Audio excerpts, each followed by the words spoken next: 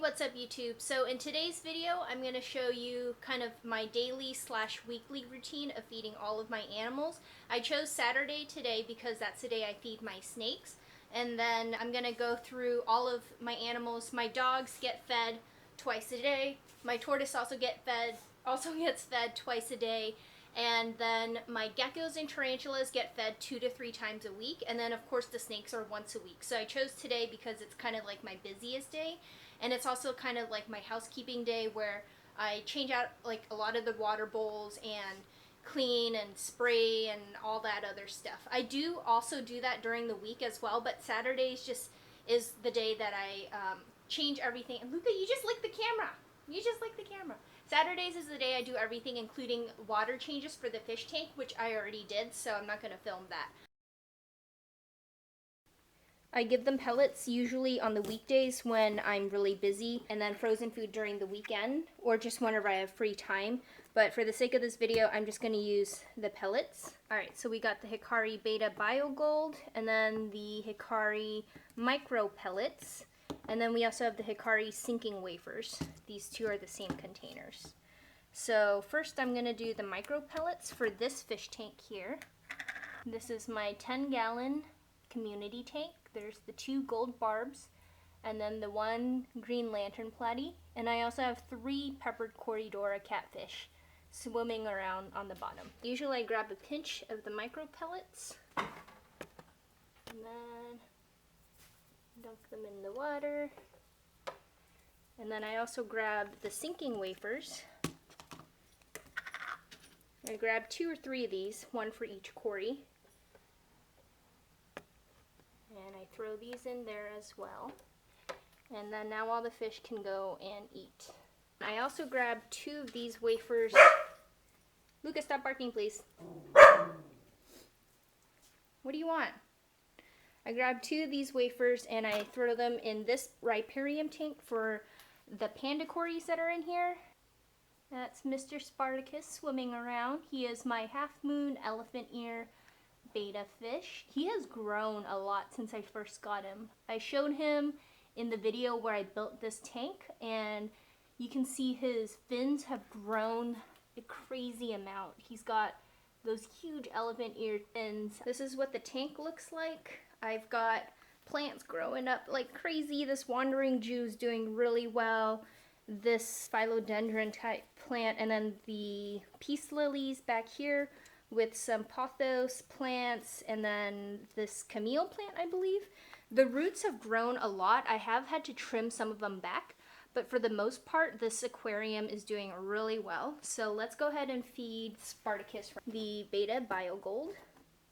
So he gets like 2 pellets, 2 to 3 pellets. Hey Spartacus, you want your food? Alright, they're over there. I don't know if he sees them. He'll find them.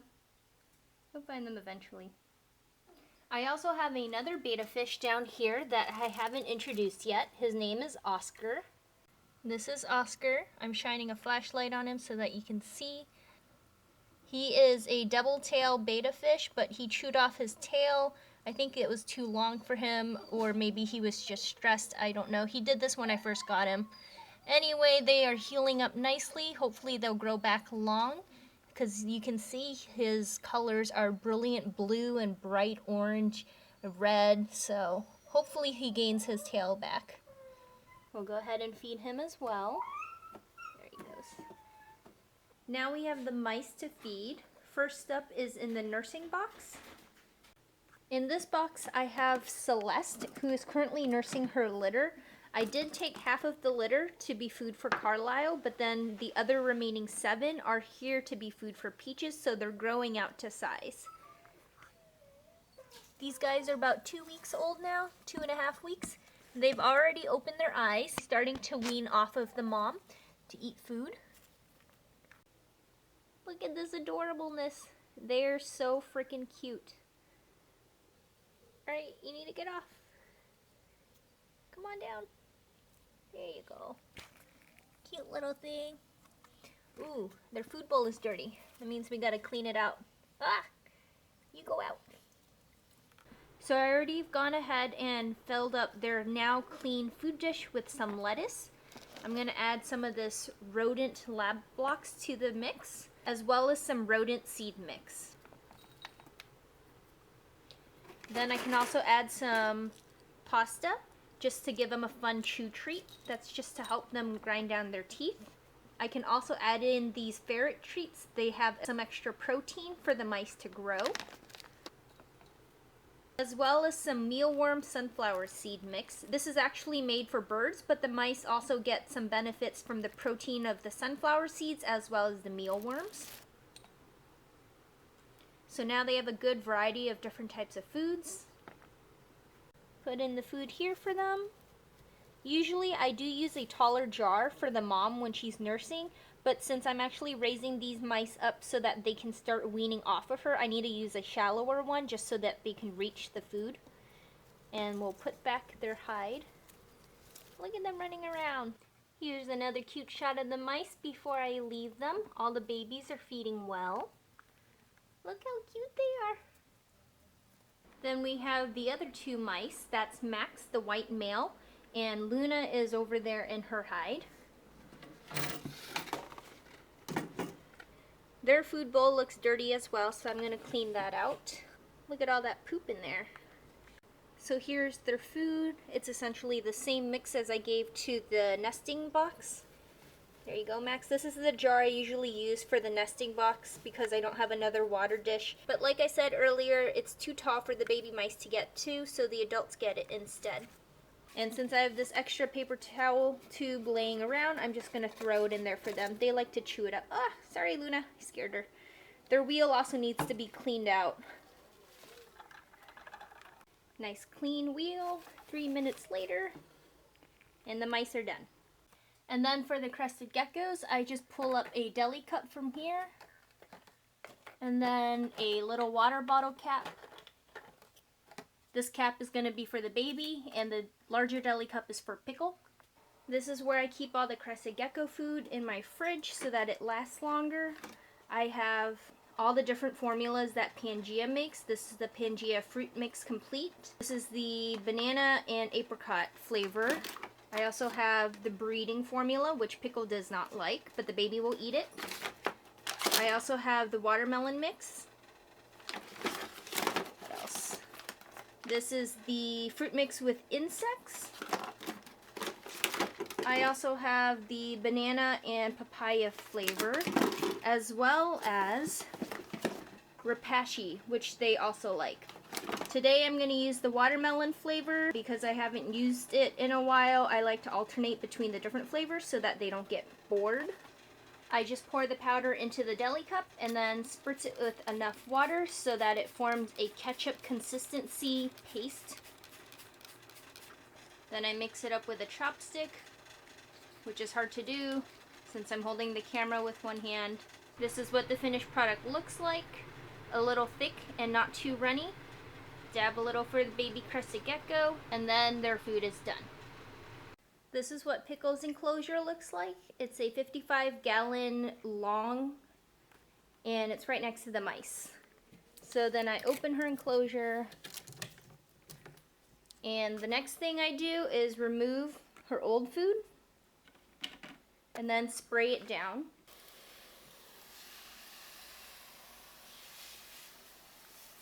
And Pickle is right back there. Let's see if I can grab her.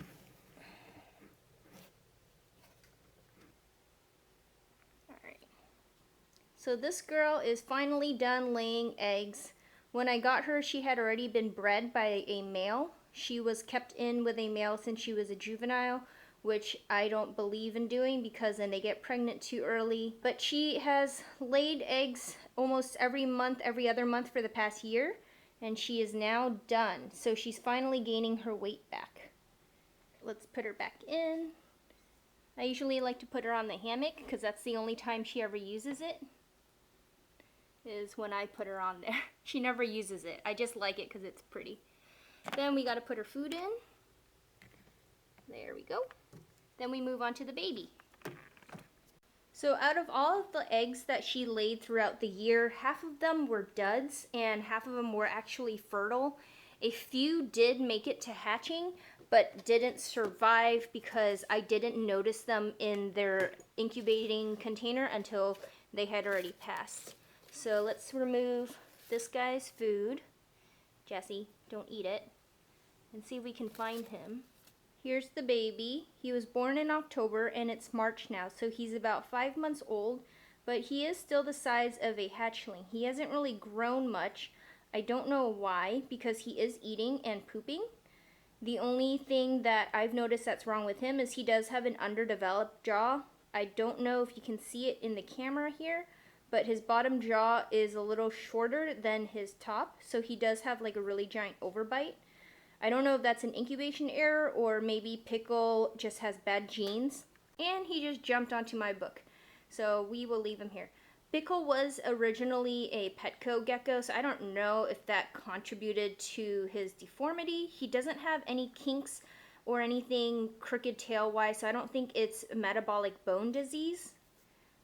But I'm not too concerned because he's very active, he still eats and poops. The only issue is he is just tiny. So let's put him back into his container. He's in this tiny little plastic container. I think it's about 2.5 gallons. He's so small that I'm afraid to put him in a 10-gallon tank because I feel like he would have a hard time finding his food and climbing because he is still very tiny. So we'll give him a spray. And then we will place his food dish right here. Alright, and then we go into my room to do Bagel, the last of my geckos. I think Bagel is in his humid hide. He has been chilling in there lately. That's been his favorite spot for the past month. And look, you can see his tail right there. So first I'll take out his food dish. There's a cricket in there still. We can let this guy out. I like for him to hunt his crickets down. I'm just going to dump out that powder and then change the water bowl, which appears to have some dead crickets in there. Normally, Bagel gets fed a mix of discoid roaches. These are babies produced by my discoid colony. He also gets some mealworms, which I'm running out of, as well as superworms, which I still have plenty of. But because I happen to have crickets on hand, and the exotic pet store that I go to get crickets generously gave me 3 dozen crickets instead of 1 dozen, I'm going to give him some crickets today just because I know that's his favorite. Even though it doesn't have as much nutritional value as these discoid roaches, I still like him to hunt and get his natural instincts going because all these 3 different foods usually end up in the food bowl for him. So the way I do crickets is I already have a container specifically for calcium. I also have another container for Herptovite vitamin powder. I already put the crickets in here and then I just shake them all up to dust them and then I bring it over to his tank. Put his water bowl back. Put this food dish back. Then what I do with the crickets is I dump them all out in the food dish and they crawl out on their own time. I like putting them in the food dish because if I let them all crawl out at once, they all go hiding and the calcium powder kind of wears off on them as they crawl around the tank. Come on, you. There we go.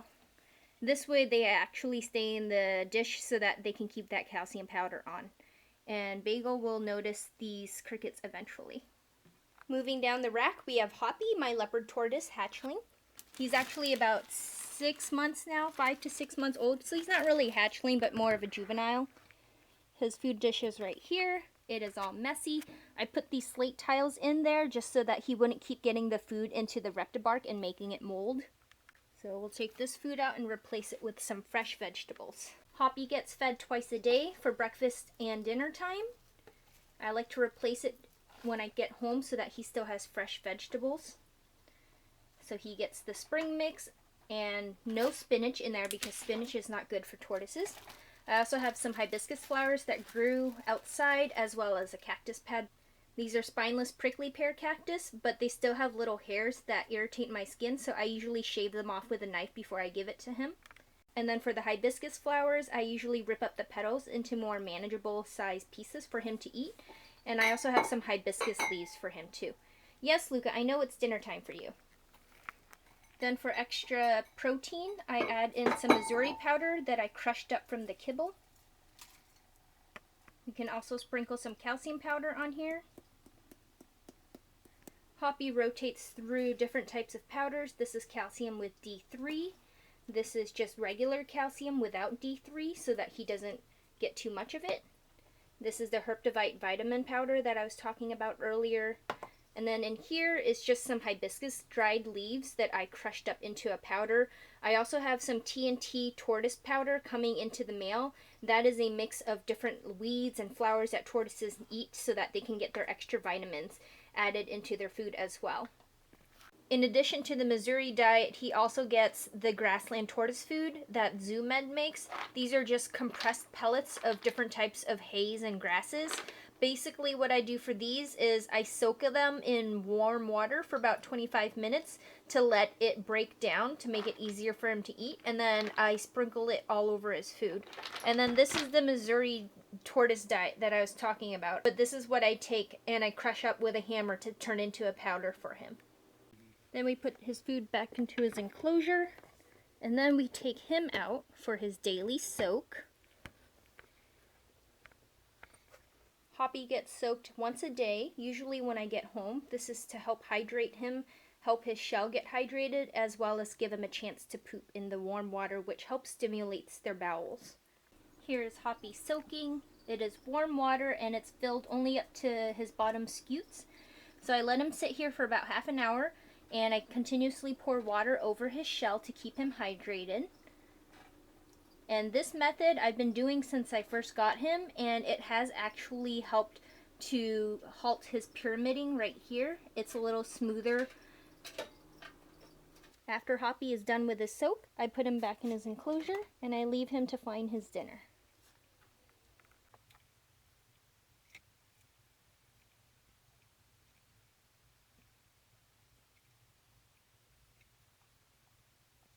Now it's time to feed the tarantulas. These are all my slings. This is Darwin, my Socotra Island blue baboon.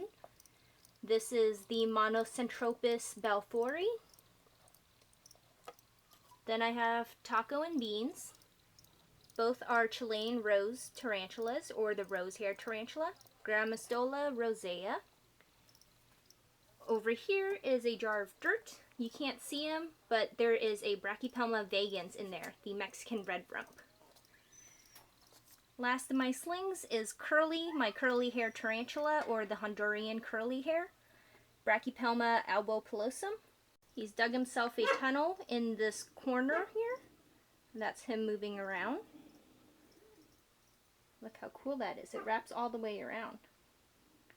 I'm going to feed my slings these crickets that I have here. Of course, they are going to be cut to size to fit them. So now all the slings have been fed. You can see each cricket that was cut to size in their proper enclosures. Curly gets the biggest one because he is my biggest sling. All of these crickets have been pre-killed because none of my slings are big enough to kill their own crickets yet.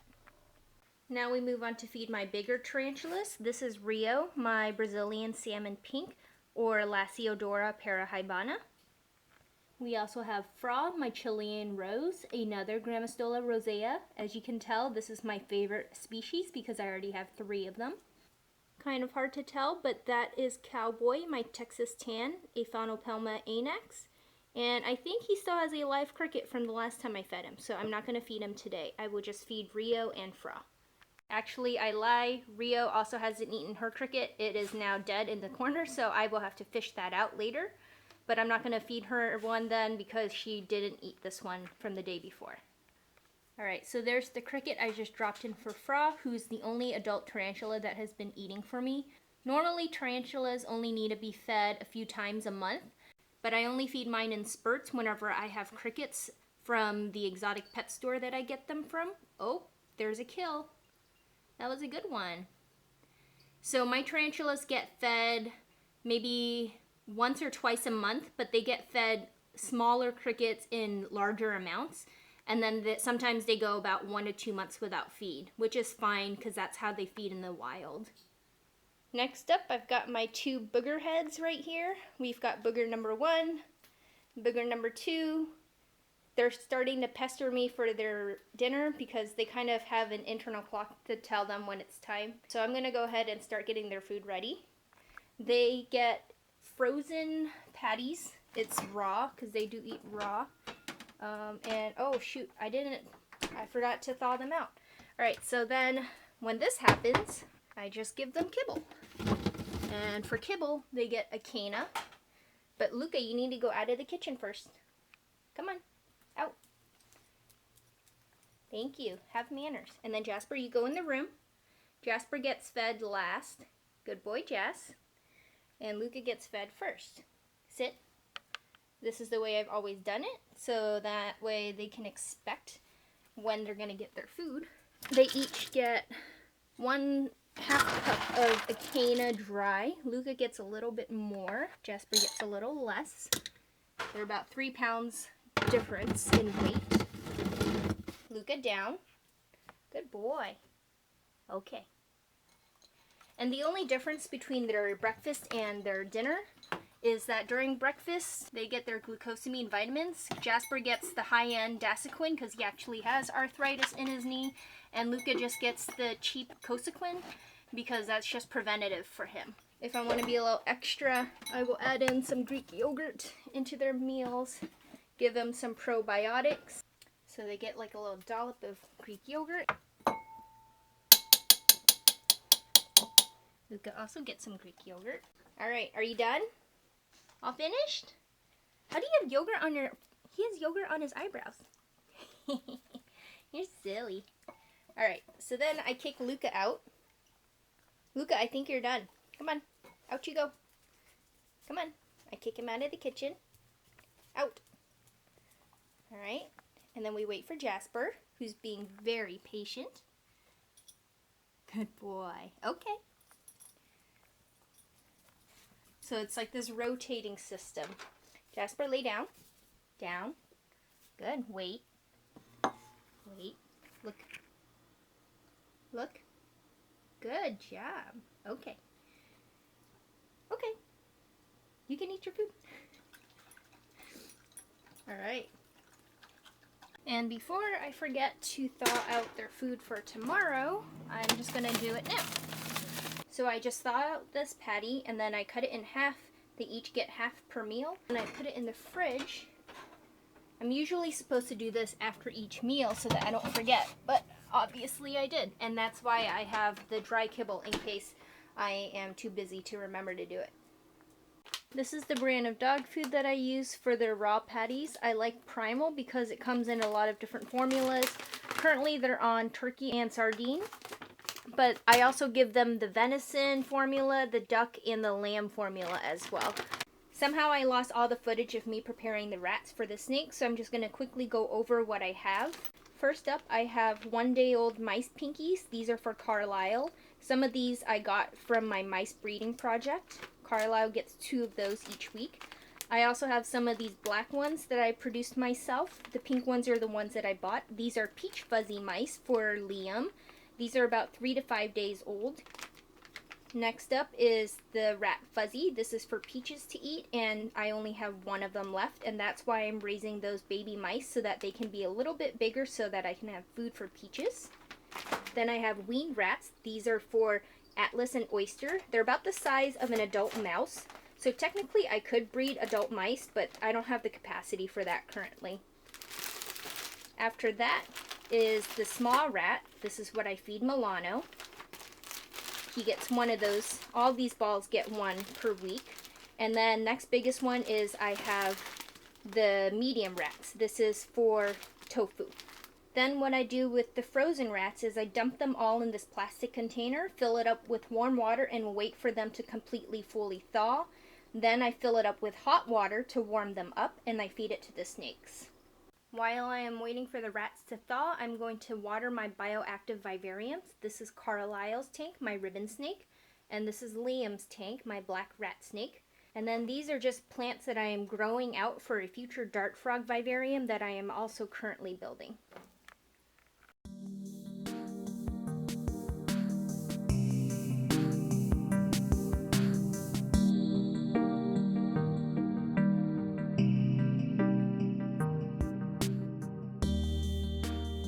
By this time, usually the colubrids' food have thawed because they are so small. So I already filled up this, I changed the water to warm water. And then I'm going to feed the colubrids while the rest of the ball python's food is still thawing out. Oh, we see Carlisle. He is on the move. He's really jumpy when it comes to dinner time. There's his head. There's his head. We gotta dig through here to even find the pinky. Where is he? Where's his head? Carlisle. Oh, I got a snake on the loose. Alright, I got him back in. Let's hope he sees the food. Look, Carlisle. Damn it. Damn it, Carlisle. Alright, so I'm not gonna feed Carlisle yet. He needs to calm down. He is right there. He already escaped twice. And as I predicted, he flew out of his cage and he's trying to do it again. So I'm going to wait till he crawls back in his little log like he normally does, sticks his head out, and I just give him his meal. But right now he's going cray cray. So we will feed Liam, and Liam, his head is right there. So we can go ahead and feed this guy, because this guy doesn't jump out of his cage like a maniac. He's a very gentle eater. There we go. And Carlisle's still wigging out. Okay, I'm going to try again, and this time instead of lifting the cage lid all the way out, I'm just going to leave it a crack open, get the pinky. Oh, you know what? I think he's already disappeared back into his hide. I don't even see him. Now we got to wait for which opening he comes out of. Carlisle! Alright, I see him now. He's in this side. His head is right there, so since he's in, I'm just going to go ahead and remove the top and let him come on out. Let's see if he'll come out. He's in there. I see him. Come on. He is so weird. He like just wigs out randomly. First he wanted his food, now he's just being weird. Okay, he'll just wait. I'll feed him later. Got his other one. Let's see if I can get him out more, just so we can see him. Come on, Liam. Show your body. He's changing his colors. He's like not getting darker, but he's losing his pattern. Let's see if I can get him to follow. See? Alright. See, he starts eating it straight off the tongue. He's not picky. He's my best eater. Alright, I see Carlisle again. He's in the other log now. So, we're going to try to feed him again. You can still see. Oh, look, he took it. What happened? He wigged out again. He got weird. Oh my god, this snake is...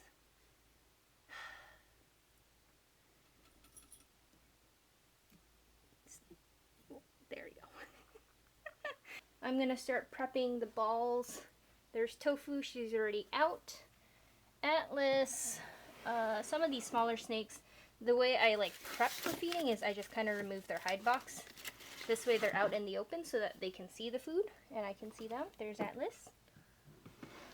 Alright, and then Oyster usually comes straight on out. This guy is like my next Milano. He is not picky about his food.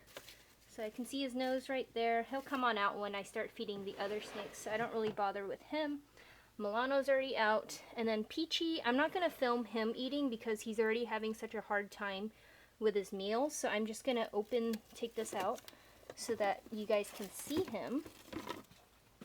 There he is. He's just hiding. And then I just kind of let them hang out for a few minutes. And then I'll start feeding them. So Tofu is out, she's ready to go. Atlas kind of showing some interest. And as predicted, there is Mr. Oyster. He is out. I already fed Peach. Peach didn't take, so I'm leaving the food in there for him. And Milano's just sitting there. So we'll see how this goes. Hey, Tofu. Alright, so she gets the giant medium rat. It's behind her, so I don't know if she's going to notice. She is. Come on, turn around.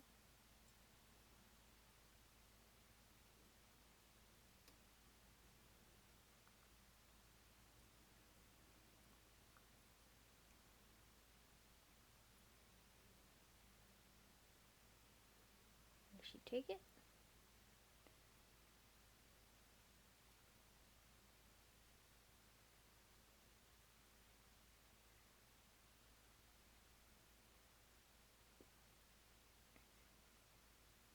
Alright, she's being hesitant. So this is usually when I know to leave the rat in here for her, and she will find it on her own. She's pretty easy to tell when she's going to eat, because if she eats it, it's a hit right away, and if she's being kind of lazy about it, usually I have to leave it in here for her. Alright, so we will close her back up. Watch your head. You're going in. Get your head in there. No, no, no. There you go. And then we have Atlas, who's kind of like a hit or miss, just like Tofu. He can be kind of picky. Let's see if he will eat. Let's see. He's kind of hit or miss also. I don't know. Oh, he's interested.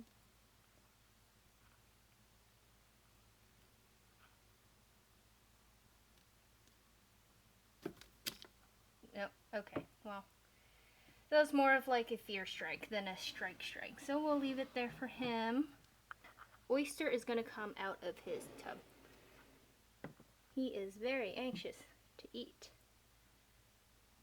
Alright. Oh, look at him already. Oh, missed. There we go. And usually when they get him, I like to tug on it a little bit.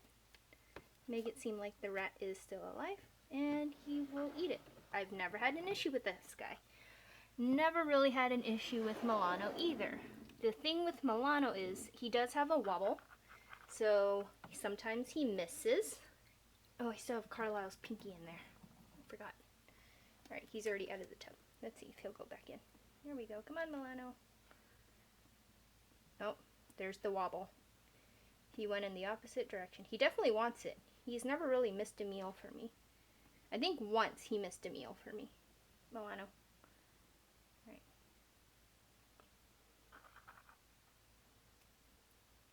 Come on, let's bring him back. Ugh, dripping rat water all over my carpet.